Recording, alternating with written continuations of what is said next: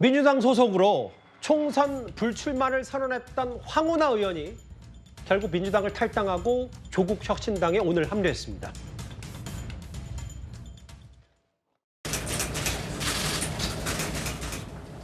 됐습니까?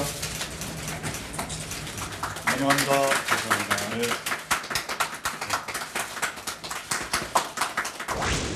네. 저는 오랜 고심 끝에 민주개혁 진보 세력의 더 큰 승리와 윤석열 정권에 대한 보다 확실한 심판을 위해 조국 혁신당에 합류하기로 결심했습니다. 이번 총선의 시대 정신은 윤석열 검찰 독재 정권의 심판입니다. 조국 혁신당에서 저는 검찰 개혁의 선봉에 서겠습니다. 사직성의 각오로 제 수임을 다하겠습니다. 이번 총선에서 비례대표 후보로 좀 출마하실 계획이 있는지. 그거는 이제 당과 상의를 해야 할 일입니다. 저 혼자 결정할 일은 아니고요. 당하고 상의하겠습니다.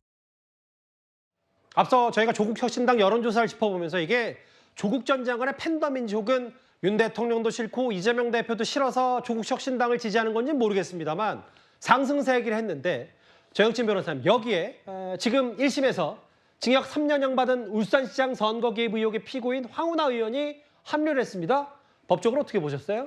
글쎄요, 민주당이나 조국혁신당은 범죄가 아마 공천에 있어서 가산점이 되는 것이 아닌가 그런 생각이 드는 게, 그럴 수밖에 없는 게 민주당하고 조국혁신당은 공통점이 있어요. 어떤 공통점이 있냐? 예. 당대표 부부가 다 형사 피고인이에요. 예. 그런데 조국 전 장관은 1심에다가 2심까지 유죄 나오지 않았습니까?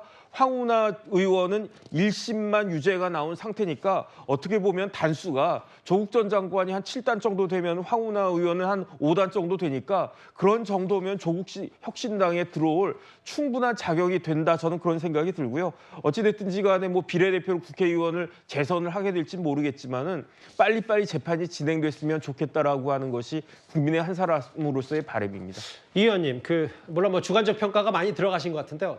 이현정 의원님, 네. 이게 본인 지역구 출마 안 한다고 했는데 마치 얘기를 들어보니까 비례대표 출마 가능성도 본인이 황운하 의원이 언급한 것 같아서요. 그러니까 뭐 여기가 좀 뭔가 이제 흥행이 될 것 같으니까 이제 좀 본인의 사심이 들어간 것 같습니다.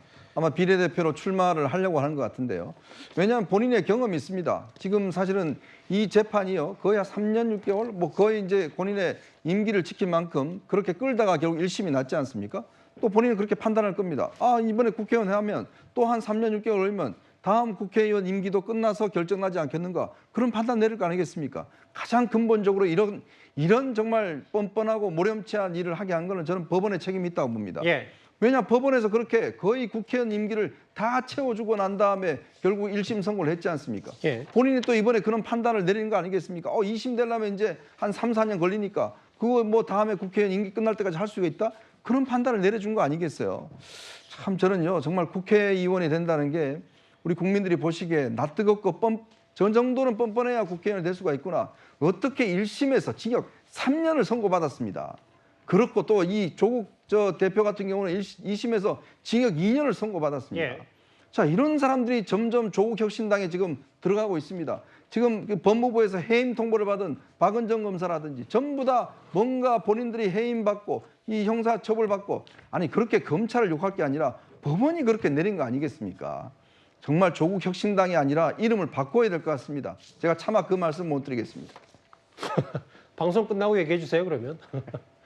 여기 일단 뭐 황운하 의원이 비례대표 나가면 또 앞순위 받을 가능성도 있고, 이렇게 되면은 또 뭐 어떻게 또 재선에 성공하게 된 셈입니까? 그건 뭐 앞으로 좀 지켜봐야 되지만 조국 혁신당이 몇 프로 득표를 할지 모르니까. 아까 이현정 의원 말씀하셨던 이른바 그 검사들, 윤 대통령과 각을 졌던 검사들에 대한 입당. 다음 화면도 보겠습니다. 신경민 의원께는 현실적인 얘기를 하고 싶어요. 일단 조국 혁신당은 논란이 엄청나게 많지만 현실이 됐기 때문에. 그런데 문재인 정부 인사들이 줄줄이 다 조국 혁신당에 이제 참모들이 됐다면 지금 신경민 의원께서 몸담고 있는 새로운 미래에 뭔가 지금 어떨까? 입지라는 게 어쨌든 좁아질 수밖에 없는 건 아닌지 어떻게 저희가 받아들일까요? 요즘 민주당의 지지 기반을 놓고 땅 따먹게 하는 형국이 됐어요. 예. 지금 현재 조국혁신당이죠. 정식 이름은. 조국혁신당은 굉장히 높은 지지도가 여론조사에서 나오고 있는데 결국 이게 민주당의 지지도를 가져가는 겁니다. 그러니까 문정부 인사들, 특히 윤 정권과 각을 세울 수 있는 문정부 인사들을 영입하고 그런 또 정책을 세우고 그렇게 매일 얘기를 하면서 예. 민주당 지지자들의 지지 기반을 가져가고 있는데요. 이것이 결국은 민주당의 지지 기반을 가져가는 측면이 있습니다. 따라서 이제 새로운 미래도 사실은 이제 민주당 지지 기반하고 같이 공유를 하는 입장에서는 아무래도 새로운 미래의 지지 기반하고 좀 겹치는 대목이 있죠. 그런 점에서는 굉장히 영리한 정치적 전술 전략을 쓰고 있다고 할 수 있고요. 지금 현재 영입 인사, 특히 지금 황운하 현재 의원이나 뭐 이런 분들하고 하는 걸 봤을 때는 앞으로 이게 더 심해졌으면 심해졌지 이 추세와 경향은 더 강해질 것 같아요. 그래서 이렇게 따지고 보면은 과연 지금 이 민주당 지지 기반만 가지고 하는 것이 맞느냐라는 일단 문제가 하나 있고, 또 하나는 민주당이 비례연합이라는 아주 기기묘묘한 지금 수를 썼는데 예. 그 비례연합이라는 게 진보당하고 공유를 하면서 민주당 지지자들로부터도 외면을 받고 있거든요. 그러니까 그 지지 기반이 지금 이 조국 혁신당 쪽으로 가고 있으니까 그 사이에는 계속 입만 열리면 조국당하고는 조국의 알겠습니다. 강을 이미 건너는데 안 하겠다는 것을 지금 입장을 바꿨거든요. 이렇게 따지면 결국은 민주당의 파이 안에서 여러 가지 일들이 벌어지고 있다고 볼 수 있습니다. 예. 황운하 의원의 조국 혁신당 합류 얘기까지 길지 않게 만나봤습니다. 그럼 지금까지 들은 여러분들 목소리를 만나볼 차례죠. 첫 번째 댓글입니다. 대장동 재판 변호가 민주주의를 위해 뛰는 건가라고 반문을 하셨어요. 2차 가해가 사실이면 아웃이지라고 하면서 이 청년 경선 얘기를 하셨고요.